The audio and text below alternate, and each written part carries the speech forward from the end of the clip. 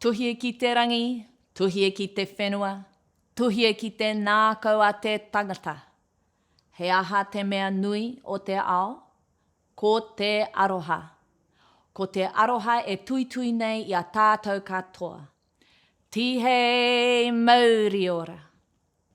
I te taha o toku matua tūpuna a Walter Clapham Mountain. Ko rākau mangamanga te maunga, ko ipipiri te moana, ko te rawhiti te marae, ko ngāpuhi te iwi. I te taha o toku whaia tūpuna a Emere Makere Waiwaha Kā.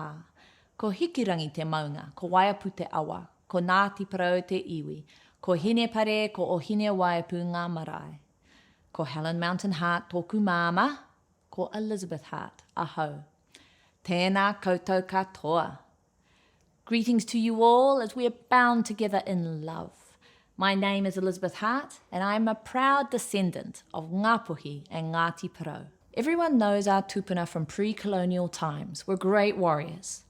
But not everyone remembers that those warriors were raised gently and respectfully, and that those warriors raised their pepe and tamariki gently too. For our tupuna, whānau were all respected, all treated gently, all loved, and that's because their tapu was acknowledged and their mana was enhanced by being treated with ngākau aroha, with a loving heart.